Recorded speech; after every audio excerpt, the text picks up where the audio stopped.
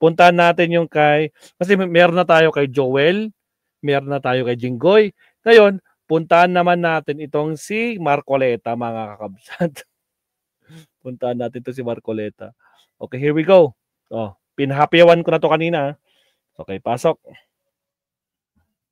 Attorney Enzo. Ayan, umamin na si Marcoleta. Siya ang nagbukas ng idea na maging state witness ang mga Diskaya. Ito yung mga hindi niya masagot ni Diskaya kay kay Congressman De Lima. Ito yun.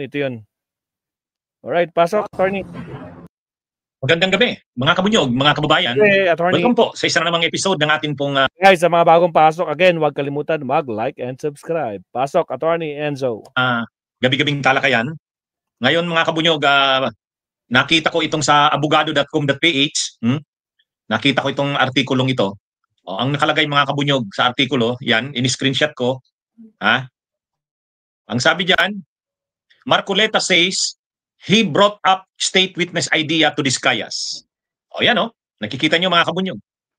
So, ibig sabihin, ayan na. Umamin na si Marcoleta. Siya ang nagbukas ng idea sa mga Diskaya tungkol sa pagiging state witness nila. Yun. Sa kanya galing yung idea. Hi, kabunyog Laksan. Okay naman yang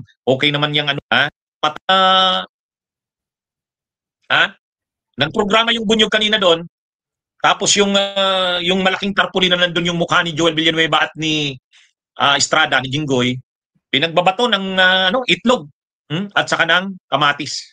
Nakuha lahat ng major news outlets, GMA, lahat, ABS, Billionaire News Channel, Philippine Star, lahat binalita yung tungkol sa bunyog. Ang tindi talaga ng ating pero ano pa lang yun, patikim pa lang yun. Alam nyo, ang mas malaki nating pagkilos, ang malaki nating rally, September 21 sa Luneta. Pupunuin natin ang Luneta, mga kabunyog, mga kababayan. Tulungan nyo uli ang bunyog, kahit pang snack man lang, yun, maraming grupo ang magsasama-sama doon. Pero yung maraming bunyog, may mga manggagaling sa Nueva Ecija, tulungan nyo po kami. Kanina nag-message na sa akin yung mga kabunyog natin sa mga probinsya na malapit. Attorney, pupunta kami dyan sa Luneta, tulungan nyo kami, mabigyan ng sasakyan. Sabi ko, hayaan nyo, malayo pa naman ang September 25. Kailangan natin, mga kabunyog, magpakita ng pwersa talaga. Hindi na ito pwede. Tapos kanina nakita nyo rin, yung mga estudyante ng UP Manila, UP Diliman, naglabasan sa kanilang mga classroom, mass walkout. Grabe. Libu-libong estudyante. Nakita nyo yun? Ano na ito, mga kabunyog? Panahon na ito na talagang ang mga driver, ang mga driver, mayroon din silang in-schedule. September 18 yata. Yung mga driver naman, dapat talaga kumilos na ang taong bayan. Kumilos na ang taong bayan. Hindi na pwede itong ganito. Grabe na, mga kabunyog, mga kababayan. Kaya, ito? Ang kinakatakot ni Hukagi Moves, baka magamit ng DDS ang rally. Hindi. Kita nyo naman, nag-rally rin kanina sila Eric Celes. Iilan lang naman sila. Iilan lang yun. Saka hindi sasama dyan sa mga DDS. Hindi tayo sasama dyan. Anyway, balik tayo dito sa topic ko na ito. Hi, Julito Paloma. Ito, ang lumalabas pala, inamin na mismo ni Marcoleta. Yan, Marcoleta says he brought up state witness idea to Discayas. Ang dito, mga kabunyog, mga kababayan, ang matindi naman kasi dun sa nangyaring yun, unang-una, kailan ka ba nag-aalok ng state witness ka? Kailan mo ba inaalok ang isang tao na maging state witness? Unang-una muna, dapat may kaso na siya. May kaso na muna. Wala pa namang kaso. Parang una silver platter, inaalok mo na maging state witness. Masyado naman yun. Anong klase naman yun? Parang hindi mo man lang pinakita muna na dapat ang nakikiusap na maging state witness sila, yung mga Diskaya. At saka bago sila makikipag-usap niyan, may usapan muna ng malinaw. Unang-una muna, dapat may kaso nang nakasampa sa kanila. Kasuhan na muna sila. Pag may kaso na sila, saka sila ngayon makikiusap. Makikiusap. Pero ang kondisyon yan ganito. Unang-una, bilyon ang pinag-uusapan natin ditong pera. Okay, anong gagawin? Hindi naman papayag, masisira kami sa taong bayan kung aalokin namin kayo ng state witness, na maging state witness kayo. Ang tanong, paano na yung mga perang napunta sa inyo na galing sa mga illegal? O galing sa mga ghost projects, pandaraya sa mga proyekto ng gobyerno? Ano nang mangyayari doon? Yun muna, dapat malinaw muna yun. Pangalawa, sino ba ang itinuturo ninyo na ano na sino? Kasi magtitistigo kayo. Laban kanino? Mayroon ba kayong mga politiko na papangalanan?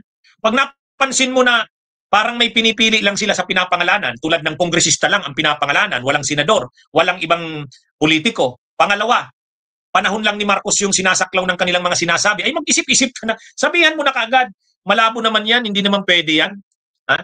Hindi pwede yung gagawin nyo, hindi buo-buo ang pagsasabi nyo ng katotohanan. Parang marami pa kayong hindi nire-reveal eh.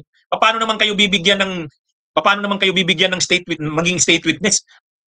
Selective ang inyong mga sinasabi. O mga ganun. Kaya hindi dapat kaagad-agad nag-alok ng maging state witness eh. Kaya lang yun na nga, inamin na ni Marcoleta. Siya daw ang hindi man lang hinintay yung sila Diskaya na makiusap. Parang dapat yung gobyerno matigas. Pasensya na. Hindi namin wag na natin muna pag-usapan yan na maging state witness kayo. Wag na muna nating pag-usapan yan na maging state witness kayo. Tingnan muna natin ang testimonya nyo. Tingnan muna namin. Pangalawa, anong usapan dun sa inyong mga yaman na kinuha? O na ano nyo? Kasi ibig sabihin na magiging state witness, ibig sabihin yan, tinanggap nyo yung krimen eh.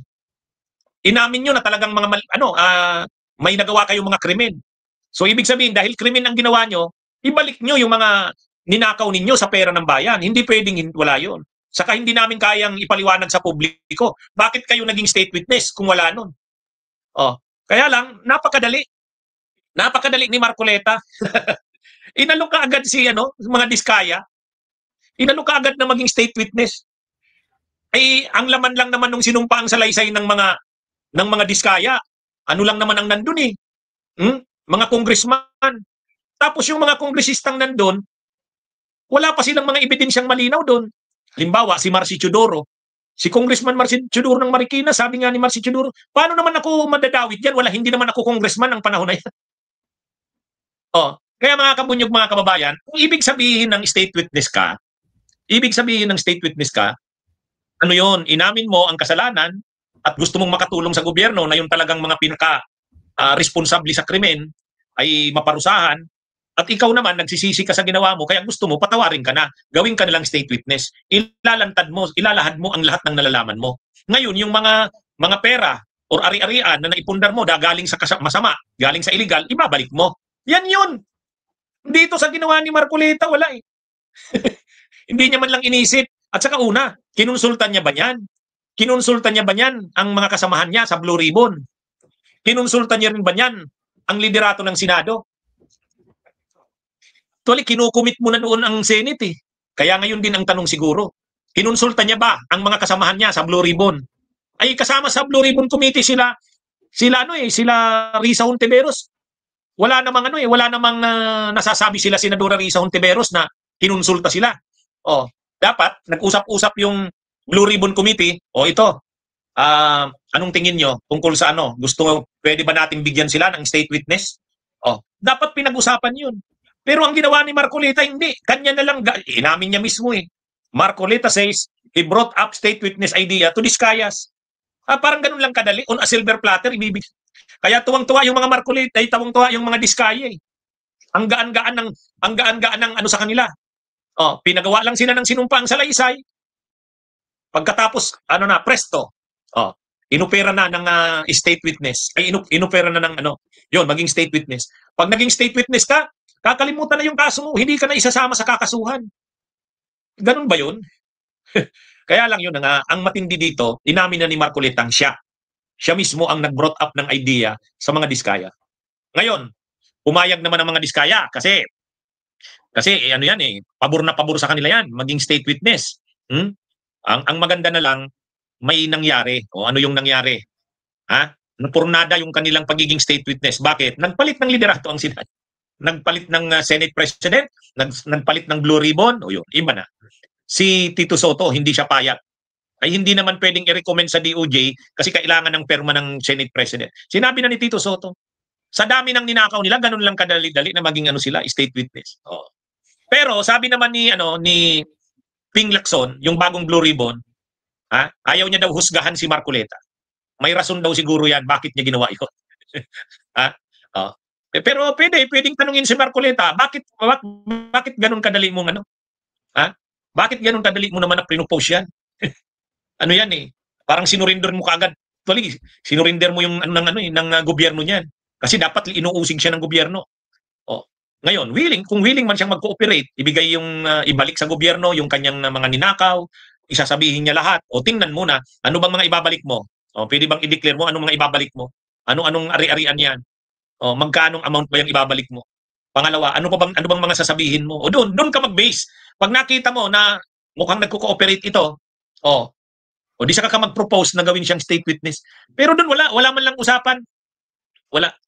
Kaya nga sabi ni parang hindi naman abogado si Marcoleta, sabi ng mga nagre-react. Parang hindi abogado eh. O kaya ito tuloy ang sabi ni Tito Soto. Sabi ni Tito Soto, ni Senate President. In fact, kung karaniwang lawyer lang, mas mahusay ang investigative prowess ni Senator Lacson. Parang tinalo pa ni Lacson si Marcoleta eh. Live ito, Kabunyog Roy Hukaban. Ha? Parang si Lacson hindi, talagang siya. Firm ang stand ni Lacson, hindi madaling si Bryce Hernandez nga maraming nagre-rekomenda na dapat maging state witness si Bryce Hernandez. Si Lacson sabi niya hindi. Ayaw ko munang mag-decide yan kay Bryce Hernandez na yan. Kasi kung akong tatanungin niyo, hindi ako kumbinsido. Ganun katindi si Lacson. Talagang gusto niya i-screen talaga. Hindi pwedeng ganun kadali ang maging state witness. Hindi, sa totoo lang. Tinanong na si Ping Lacson anong masasabi mo kay Bryce Hernandez? Okay ba sa tingin mo na maging maging state witness? Sabi ni Ping Lacson, honestly hindi pa ako kumbinsidong masyado dyan kay Bryce Hernandez. Marami pang dapat patunayan yan. Sabi ni Lacson, ganun. Si Lacson hindi basta-basta bibigay.